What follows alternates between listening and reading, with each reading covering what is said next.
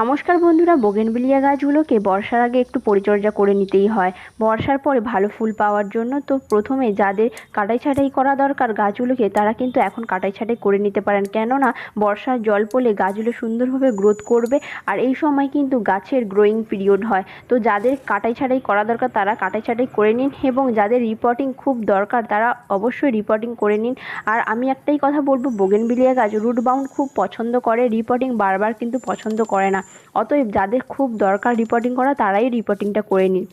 আর ভালো করে চাপান সার দিয়ে দিন। এখানে আমি শিংকুচি, নিমখোল, সর্ষের খোল, বোন মিল এসব দিয়ে কিন্তু এই চাপান সারটাকে তৈরি করেছি। বর্ষার আগে এই রকম চাপান সার তৈরি করে আপনারা কিন্তু প্রতি গাছের গোড়ায় দিয়ে দিতে পারেন। এই গাছটাকে আমি এখনই কাটিং করলাম, আর এই গাছগুলোকে আমি 15-16 দিন আগে কাটিং করে দিয়েছিলাম। কত সুন্দর বুশি হয়ে গেছে। এরপরে কিন্তু পিঞ্চিং করে দিচ্ছি যাতে গাছটা আরও বেশি ঝোপালো টাইপের হয়। আর খাবার দেওয়ার পর অবশ্যই জল দেবেন। আজকে তবে আসি, দেখা